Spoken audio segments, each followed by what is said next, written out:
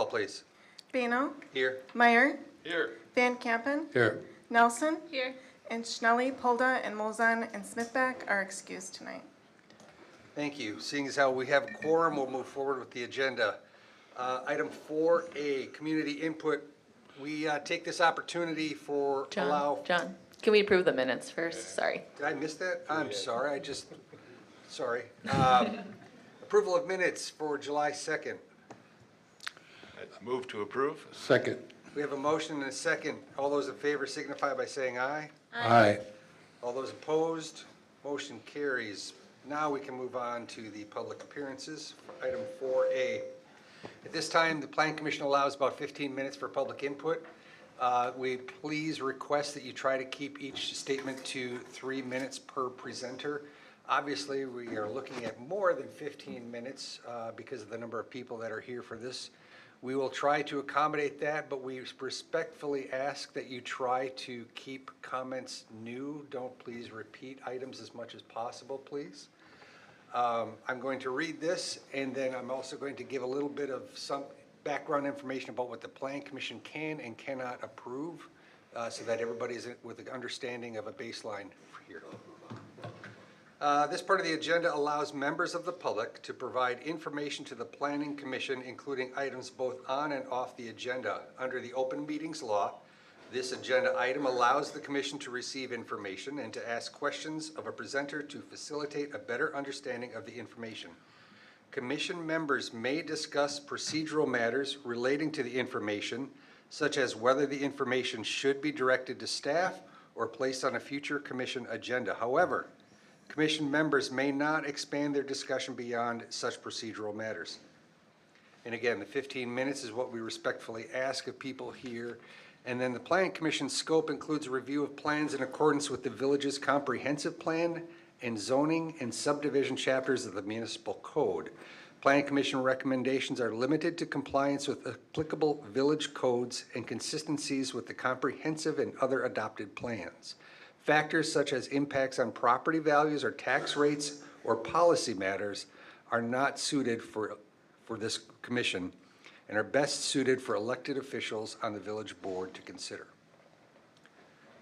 So I'm going to just also preface this by saying I may say your name incorrectly. It's not personal. I'm not good. So we'll start with item 5A, unfinished business. We have none, so we'll move on to item 6A. Oh, I'm sorry. We got to do this first, which I completely just bypassed. So again, 3 minutes, please. First person is Eric Fulmer. He wishes to speak.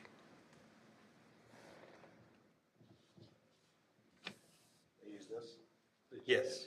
And just speaking Please to the state your microphone. name and address, please. Sure. Eric Fulcomer, 581 Concord Drive. And I am here tonight along with my neighbors to oppose this project. I live directly alongside the Foxboro golf course. And on at least 2 prior occasions, the village has reviewed proposals to convert this golf course into a residential development and chose to protect the community's interests. That history matters. It reflects a consistent recognition that Foxboro is more than a piece of real estate. It is a cornerstone to our neighborhoods and part of our community identity. When the developer first introduced his housing concept in 2022, he met with nearly 100 residents and gave his personal assurance that no adjacent homeowner would experience any negative impact to their views, their property values, or their quality of life. The current Phase 4B proposal, which places a cul-de-sac with new homes directly behind existing properties adjacent to the golf course, no longer reflects that commitment. In particular, Judith Way, 561 Concord Drive, John and Marilyn Bauer, 571 Concord Drive, and my wife and myself would face obstructive views and reduced property values. When commitments are made to the community, they should be honored. Many residents alongside Foxboro, myself included, chose their homes specifically because of the green space and character of the golf course. That is a meaningful financial decision. Proposed Phase 4B development would cost adjacent homeowners tens of thousands of dollars in lost property value. But this is just the beginning of the total loss that could happen. The developer has publicly acknowledged that if the proposed 10-hole golf course proves unprofitable, Further development remains on the table. Should this happen, the cumulative losses to the village homeowners could reach 7 figures. I ask you to weigh this carefully. Approving a partial solution now may simply be the first step toward an outcome this community has consistently opposed. Foxboro serves the entire community, seniors, families, youth leagues, and casual players at an affordable and accessible recreational space. Reducing or eliminating it would diminish the quality of life that makes Oregon a desirable place to live. The village has protected the community before. We ask you to do it again. Please reject this proposal and preserve the Foxboro 18-hole golf course. Thank you for the opportunity to speak. Thank you. No, no, no. We will not have applause. This is an official meeting. Please try to keep it professional.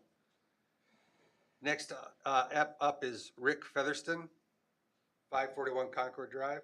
Eric just did a great job summarizing my views as well. Thank you. Andrew Arhult? I can't write. No. No. Yeah, you're good. I do my best, just like you're trying. Good evening, Commissioners. My name is Andrew Anhalt. I live at 765 Foxfield Road, and I'm here regarding the Foxboro Golf Course concept plans. A few specific factual points I'd like you to keep in mind. First, the west parcel is legally restricted. A recorded 1992 covenant binds that land to golf course operation, which has been well established. The only way to keep that parcel functioning as intended is a genuinely viable connected course, which is why an independent applicant-funded review of the proposal cul-de-sac's impact on holes 1 and 10 matters. If that redesign damages playability enough to threaten the course's overall operation, it puts the whole business at risk, including the protected west side. Second, the east side is designated parks and open space in your own adopted comprehensive plan, and staff's memo confirms a full comprehensive plan amendment is required just to allow the Phase 4B cul-de-sac. That amendment deserves full scrutiny, not a rubber stamp, especially since your zoning code already establishes, for variance decisions, that financial hardship, including self-imposed hardship, doesn't justify overriding zoning protection. We'd ask the Commission to apply the same judgment here, and if financial viability becomes part of this argument, we're requesting an independent applicant-funded audit before that claim is accepted. Third, reviewing your own adopted map, it appears that the Phase 4A area is designed future use as low-scale neighborhood. That land remains an active operating golf course. Nothing has been built there. Regardless of the notice question I'll raise next, we're asking the board or commission to formally consider restoring a protective designation over that area now, since there's no existing construction it would disrupt. Separately, we've been unable to locate the Class 1 published notice for the December 2023 hearing, and given at least one prior missed notification from the village, we're asking this be obtained by the commission and added to the minutes to confirm proper notice occurred. Fourth, we intend to file a protest petition under section 179036. If it reaches the required frontage threshold, village board approval requires 3/4 supermajority, not a simple majority. Additionally, we intend to submit zoning amendment to the future use comprehensive plan designating all current golf course land be zoned back to parks and green space, and ask the commission provide sufficient time to do so prior to codifying any build operations plan for 2027. Last, my personal opinion, the applicant's stated commitment to sell this as a 10-hole course is undefined. There's no binding terms, no timeline, and no enforcement. Given how much this project scope has already grown since 2022 and the odd phrasing of adequate business even after sale, residents, the commission, and the board shouldn't treat an undefined promise as a guarantee. We ask the commission to require independent verification on the financial and design claims and confirmation on notice before any formal application moves forward. Thank you. And do you have any questions for me? Thank you. Next up is Kermit Traska.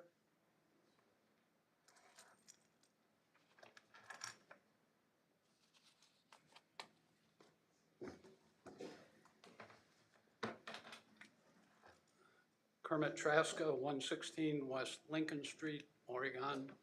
Thank you for the opportunity to speak tonight. I'm also speaking against the proposed development of the Foxboro Golf Course. I think it's an opportunity for people to golf at a reasonable price. We have another golf course in Oregon, which the typical person cannot afford, cannot find the cost of playing there on the internet. You have to call and ask, and I'm sure it's 10 or more times the cost of what it would cost at Foxboro. Joining Foxboro costs a single member $900, a couple $1,400, a family $1,400 plus $150 per child with a $1,700 maximum. Other associate memberships are available. I've been a 20-plus year member of the Tuesday Morning Senior Golf League. That now costs us $399 a year for 22 Tuesday mornings. That's $19 a week with a golf cart. Try to find that somewhere. There's also a $40 senior league, which we get to eat at the end of the year in the fine banquet. And if you're a member of the course, they have to pay for the senior league $8 golf cart fee. Who has heard of a 10-hole golf course? Golf courses come in 9, 18, 36. And those arrangements are traditional and should be upheld. I don't live on the golf course, but as expressed already, I know people that do. They bought specifically to be on a golf course, and any development of that would specifically change that. Green space is significant, and we should maintain as much green space in Oregon as we can. Thank you. Thank you. Donna Matz?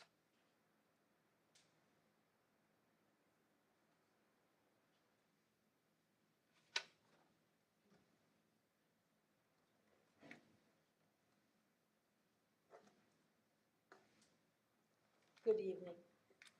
Thank you for your time. I'm Donna Matz. I live at 900 Foxboro Drive. And what I'm opposing all of this, but I want you to know some of the problems that are at the Foxboro Golf Course that might sway you on this proposal. I have lived on Foxboro Golf Course for 28 years. I have witnessed the upper retention pond overflowing during periods of heavy rain. The overflow cascades down the fairway where the intention is to build structures in phase 6. It appears in the drawings that these retention ponds will either be removed or surrounded by buildings. Where will the water go? If surrounded by buildings, I am sure you have observed numerous news reports showing disastrous flooding, possibly attributed to climate change. In 2018, there was a 1,000-year storm in the area. A 1,000-year storm where 9 to 12 inches of rain fell in a 24-hour period. Portions of Dane County received 15 inches of rain. 1 inch of rain on an acre of land produces 127,000 gallons of runoff water. Considering the 2018 1,000-year storm, which happen more frequently now, 15 inches of rain on 1 acre of land would produce almost 2 million gallons of runoff water per acre. Where will this water go? Flooding dwellings on TV. Also, the unnamed tributary to Badfish Creek would be overwhelmed with other runoff water from other drainage areas, preventing any runoff from the golf course being discharged into it. This will increase the flooding at the north end of the course. I have also witnessed the north end of the fairway as being very marshy and unplayable during the spring rainy season. It was partially filled in. Is in this area now suitable for foundations? Is the high moisture content of the soil okay now? Not likely. In conclusion, a hydraulic study must be conducted along with soil testing to determine the feasibility of constructing dwellings on Foxboro Golf Course. I know, I've lived there all these years. When I moved in, I didn't need a sump pump. When this first storm came in 2018, my basement flooded. Now my sump pump runs almost daily because of the houses. The water just keeps coming down the hill and going past. So, as a footnote, there are cases in court where city administrators knew of flooding problems but rezoned the area residential. So please think seriously about this, and thank you very much. Thank you. Next would be Rebecca McKee. I'm Rebecca McKee and I live at 919. Please come up and state your name and I just wanted to tell you I live at 919 Foxboro Drive in Oregon, and everything that I wanted to say tonight has already been said. I was a Main Street director of Sturgeon Bay for 10 years, and I'll have you know that one of the most possible things that a community can have is quality of life. And once we lose that, we lose the opportunity for our children. Thank you very much. thank you.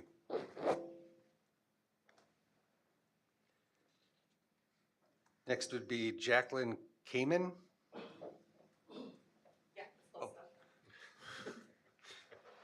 Hello, my name is Jacqueline Kameen. I live at 884 Fox Run Court.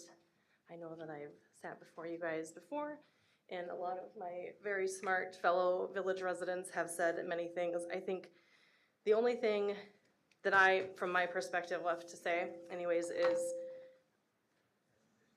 and I mean no disrespect by this, but to approve the development of Oregon's recreational and green spaces, I feel is irresponsible and neglectful to the roles that you guys were elected to do. So I'm hoping that you're taking all of this feedback into consideration when you're looking at how this will have such a dramatic impact on all of our lives for now and down the road. Thank you. Next is John Thronson.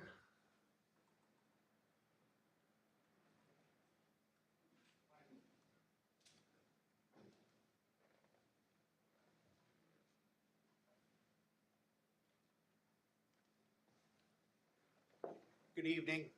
830 Miller Drive, John Tronson. The fact that we're considering removing recreational space in Oregon, abomination is one word. Crestfallen is probably something I would say. I'd like to say I'm very disappointed. I can't believe that these kids in the village would have to travel to another village to play golf. And when you consider there's probably 200 members over at Bergmont, there's still 1,000 golfers in Oregon. And to remove this public golf is sad for many reasons. I'm completely against it, and it's horrible. Thanks. Thank you. We have a few people left. If we could, please, the people that come up, try to speak a little bit closer to the microphone so everybody can hear, because the voice comes this way. People in the back can't quite hear, so we appreciate that. Thank you. Next would be Eric Grover.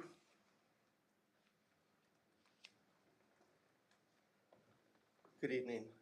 My name is Eric Grover. I'm reside at 742 Foxfield Drive, Oregon. I moved here in 1970, lived in this community for a long time, watched a lot of stuff happen. I watched the flooding take place down by the swimming pool on Park Street, Waterman Street. When they put in the big tiles, I lived in a little 1,200 square foot house, and we carried buckets of water out of our basement because of the flooding that took place.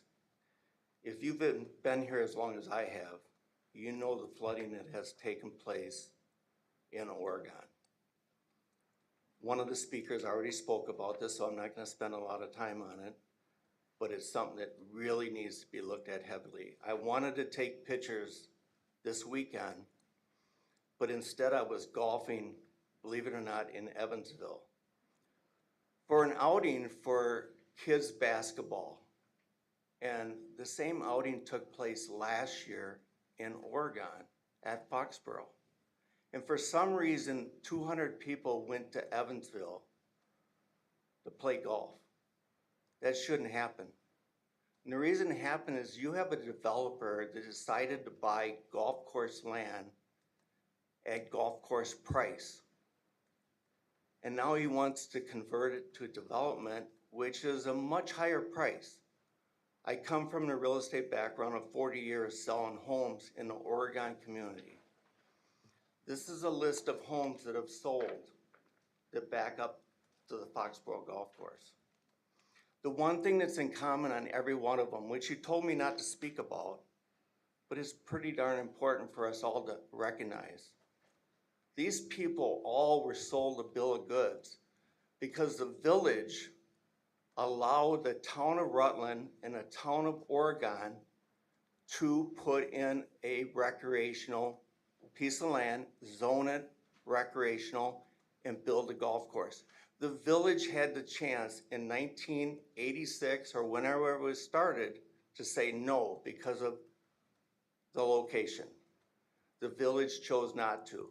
The village then turned around and allowed the village to develop all the way around that golf course. And they built a dream for everybody like myself that backs up to the golf course. And the only people that have really stood behind this to protect the people that live on the golf course, they're in your audience right now, Chuck Nemnicki and Paul Larson. They were stewards, and they decided when they gave Eric Peterson that piece of land, they protected it. I'm asking you to protect it. This comprehensive plan that got snuck through 3 years ago, these people here did not know what that meant. These people here did know what that meant, and that meant that we're gonna change this little section here to residential. Why would you change something to residential when it's still in the township and it's currently zoned recreational and it has your golf course on it? That shouldn't happen. That should have never happened. That comprehensive change to the plan should have never happened 3 years ago. And if these people here knew anything about what that really meant, they would have been here and they would have stopped it. And I'm just asking you to really look back and say, this is a golf course. This is something our people need. Don't give it up now. We don't need 9 holes, 10 holes. We have an 18-hole golf course. See this right here? It says Foxboro. That's where I was today, playing golf, Foxboro. The parking lot is packed when I left. I tried to take pictures so I could share them with you. Please try to finish. I appreciate your time. Thank you. Thank you. Next is Brian McCreevy.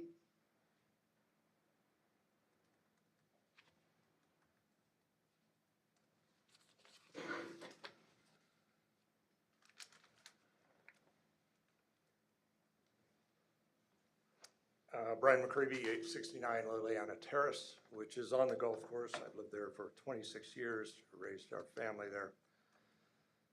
What's happening here is what happens every time a developer gets a golf course. It happened before in Oregon, it was shut down, it should be shut down again. My understanding is, and I'm a businessman, so I like a good business deal. My understanding is the business deal was to secure the water rights to cross Foxboro to develop the land, which is now developed. Lots are sold and many houses are on it. The community has made a promise that, as was said before, everyone who owns a home on the golf course shall have a view of the golf course. That promise has been reneged on. The community has been lied to. Bergamont's been blamed. Community is being blamed because apparently we don't support a golf course that's been financially stable for, what, 35, 40 years. As far as I'm concerned, this new proposal, which will cross your desk at some point and you'll vote on, has zero credibility. The shell structure of I'll rent the land out, and as long as it's financially stable, and yet I'll be the one who'll decide what's financially stable, makes absolutely no sense. Person leasing the land now, what incentive does he have to invest anything in property he doesn't own? It's completely ridiculous, in my opinion, makes no sense. So when a vote comes to annex, I would ask you to think about what you're really voting on. And if you vote to annex this land, you are supporting this development. There's no gray area. I know that there's other steps along the way, but I want you to stop and think about that. Someone had mentioned Foxboro Golf Course. We'll never have another community resource. You will never get another 18-hole public golf course. Many communities would kill for that. It brings people into the community, and the community has come out again, standing room only. I'm getting tired of coming. The community has voiced its opinion. They do not want to lose a valuable community resource. Please don't cannibalize it. I think many of you may have degrees or professionals, have the utmost respect for what you do. I couldn't do it. It's not my business. But I do hope that when you make a decision on that proposal, that you take the community into mind, the taxpayers who have built this community, and not the people that may come and reside in the homes that could be built on it. Because those people are watching now as well. And they won't want to come to a community, as some people have just purchased homes on a golf course now to only discover they may not be on the golf course. They're not going to come here. They have to have faith in community leadership. So I'd ask you to consider that, consider who you represent, and the message it sends to young families who consider Oregon as a place to come. And I'd be remiss if I didn't say this. Congratulations. I've lived here for 26 years. You and your predecessors have done a brilliant job of building a fantastic community to live in. Our library, our amenities, our high school, our athletic fields, you've beaten everybody around here. Keep up the good job. Take a long-term perspective on this decision. Oregon will grow whether you annex this property or not. It will. Just keep up the good work, take a long-term approach, represent the people who live in the community now. And thanks for your time. I really appreciate it. Thank you. Thank you.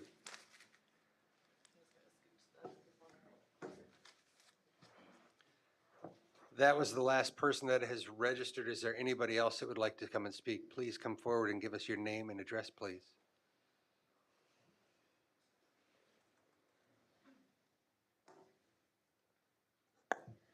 My name is Maggie Kraft, and I live at 190 Elliott Lane. And from my living room window, I watch during the school year the buses going in and out of the junior high school. And I would just say that I'm against this development because I see that you're talking about adding, if you're going to put up 100 homes, you're up to maybe 200 additional vehicles coming out directly across the street from that junior high school. Thank you. Thank you. Anybody else?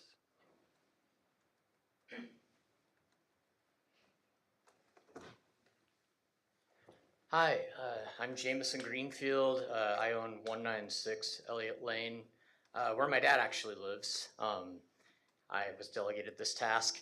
I think everybody did a great job of presenting many of the opinions we all share in this room today.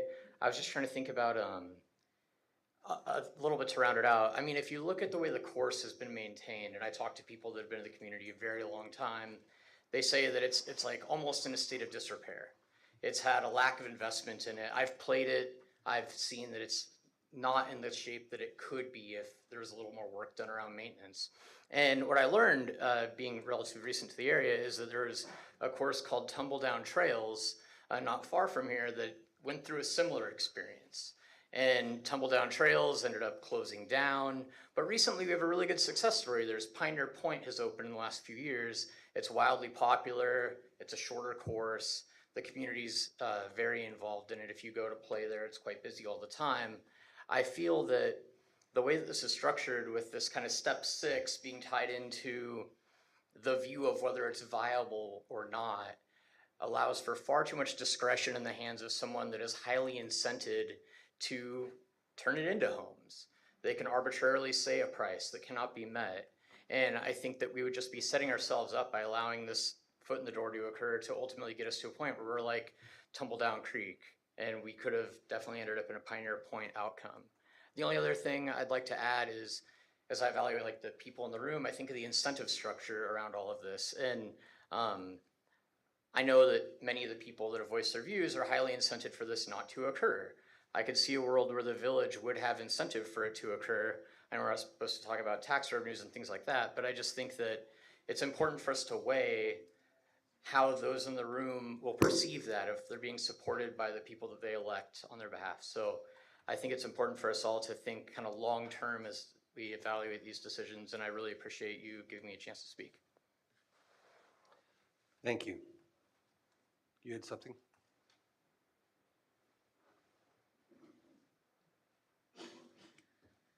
Hello, my name is Apollo Marks. I live at 102 Clubhouse Drive, so as everybody can see on the map, the lower purple area that is right next to the larger road.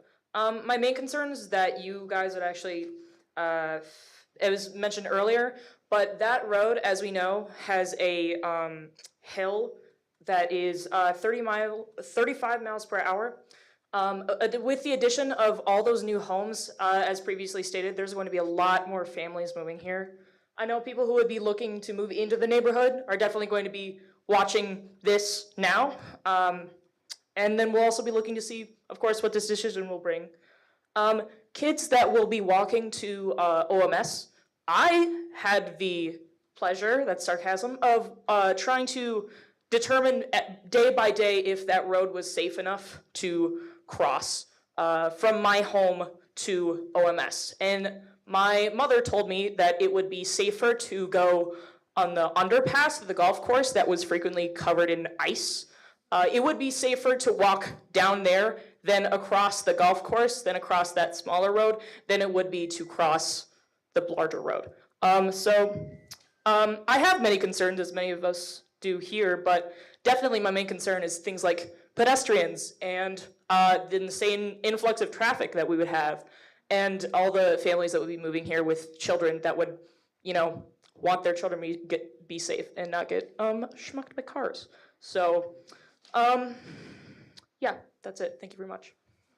Thank you. Anybody else? Yes, please come forward. Rob.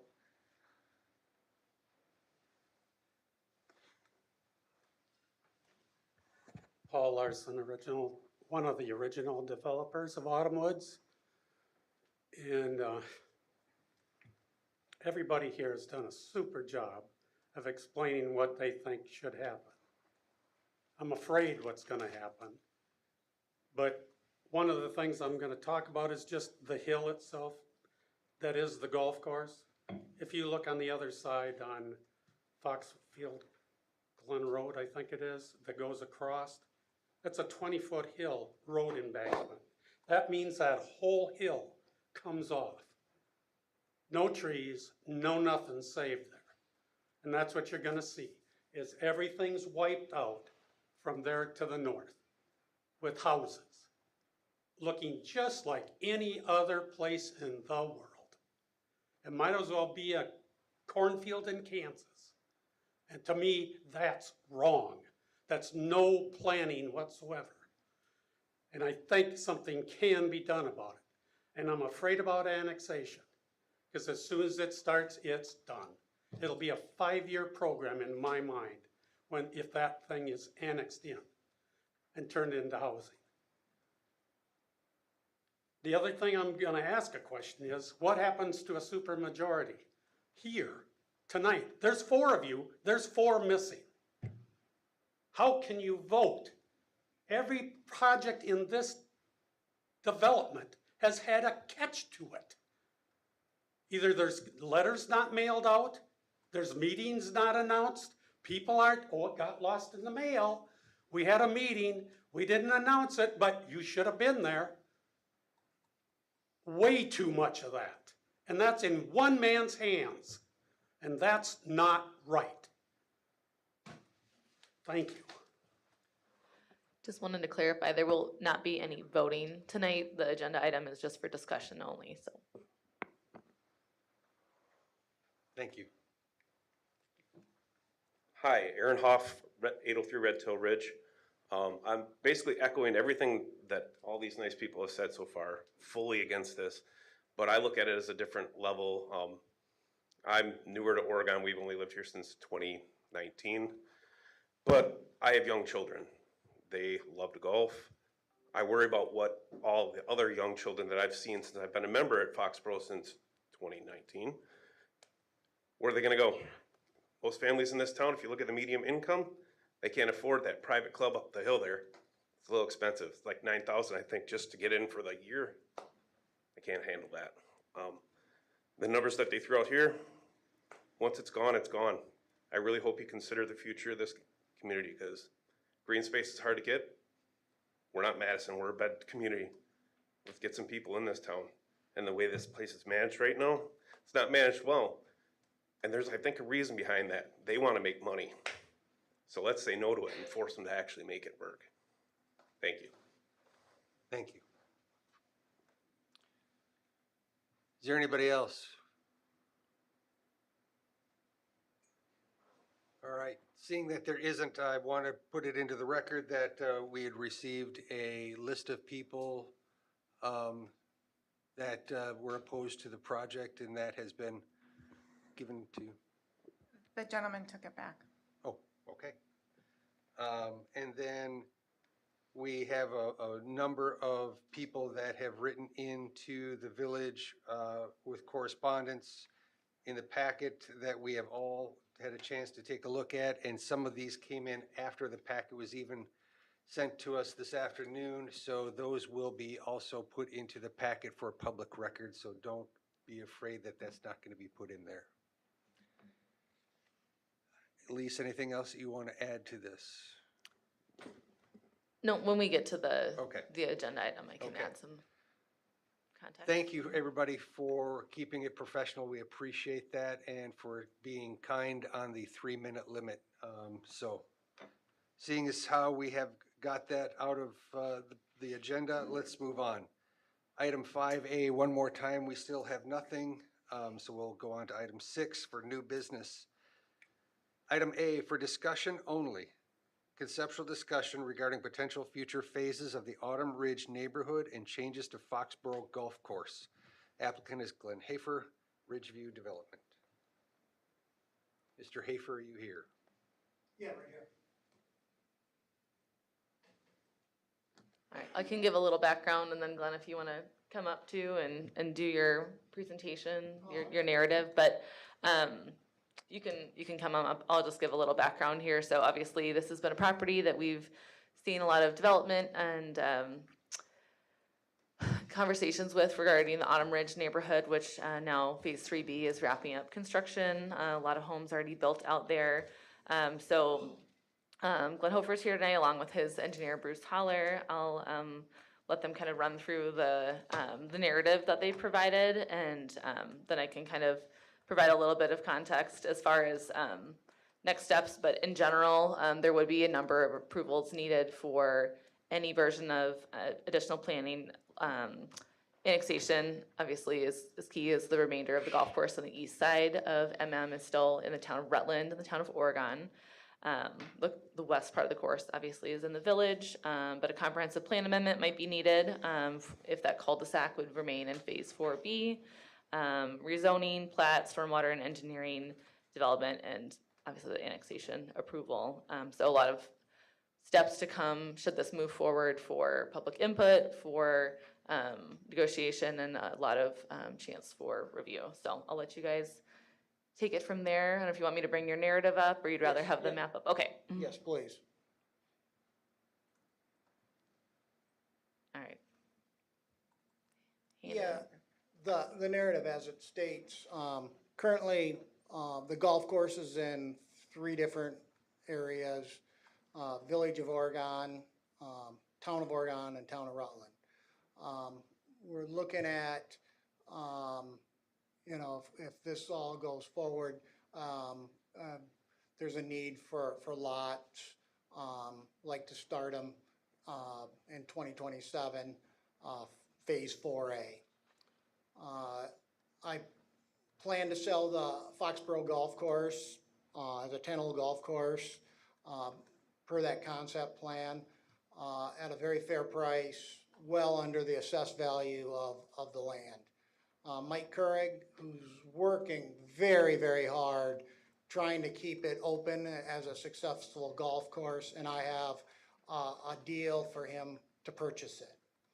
Our plan is that it will be a successful 10-hole golf course long-term. If that's the case, we'll just do phases 4A, 4B, and 5. But business is business. I'm sure Mulligan's business plan was to be successful for 30 to 50 years, but it just didn't have enough business support. And I know what Mike has to do. He has costs no matter what. The golf course business is a 6 months business, and that's the window of when he can make money. And he has to water, fertilize, mow, keep the golf course up all the time, regardless of people are playing it or not. But the plan is to proceed with, the concept plan that we showed, if we can bring that up.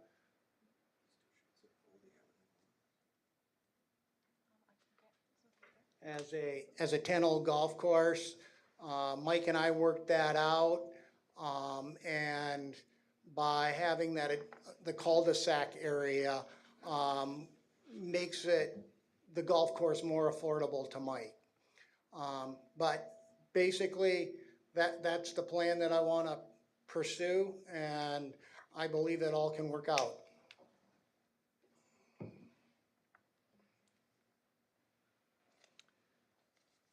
Anything, Bruce? No. Okay, all right. Thank you. Elise, anything else you want to add to this? No, at this point, I'm happy Okay. to answer any questions. Okay. Members of the Planning Commission, do we have any questions of the applicant at this time? The only question I've really got is you've had a couple of meetings and you have heard the community speak this evening towards your project. Obviously, most of them are directly associated with the golf course itself.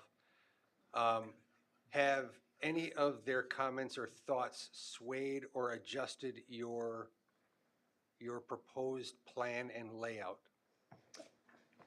Yes, the neighbors to the cul-de-sac, brought up they have concerns about it. And Bruce and I worked out that we have a green space between the future lots and their current home. Basically, it'll provide access for the village to get to the ponds, either at the Foxboro Golf Course or the ponds in Phase 5. And then it gives them a green space buffer between their property and the cul-de-sac.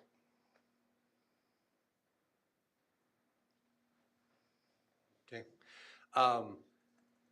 I know that when you had come in for Phase 3, there was the sort of waterway to get to the detention basin. So that's all part of an agreement that's in place already. There's a lot that's been said. You touched on one item.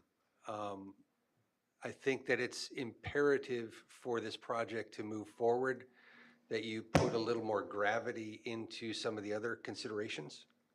That doesn't mean we don't have the right to say that you can't move forward with what you want to do. However, we can make requests of certain things that have been said and asked for, and I think some of them are valid.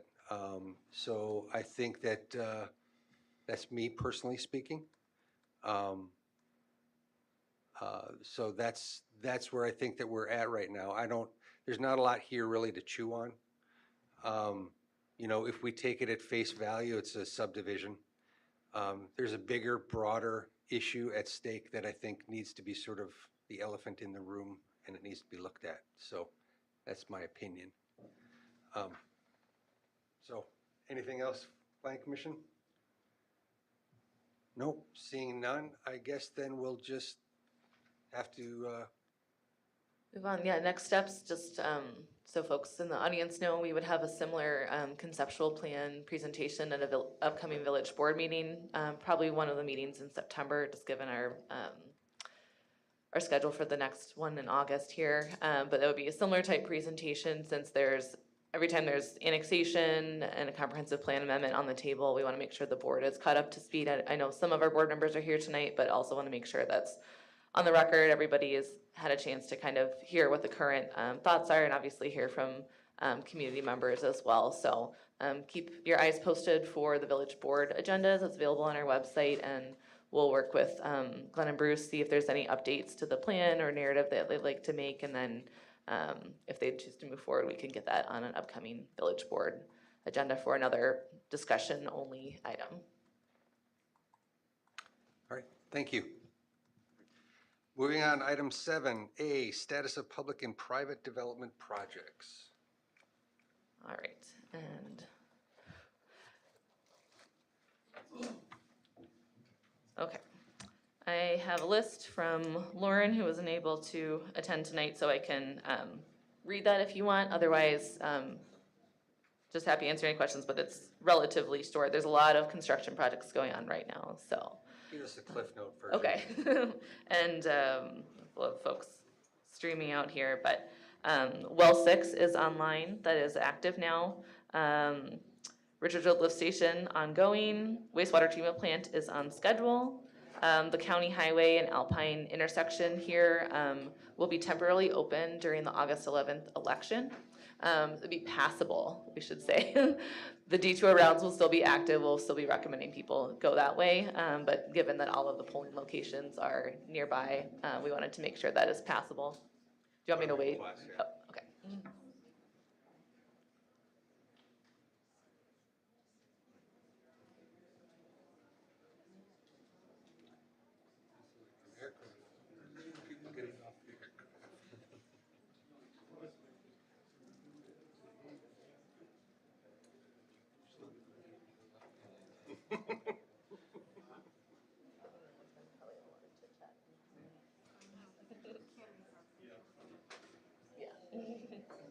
Thank you.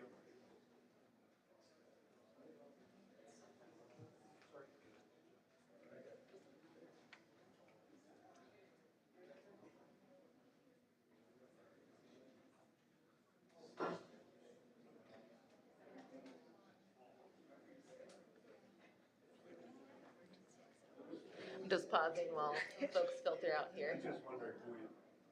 I'm the planning director. Yep, Elise Cruz. He's been in contact with us, making sure he includes all the information. The neighbors should know. Yep. He's been paying for my time.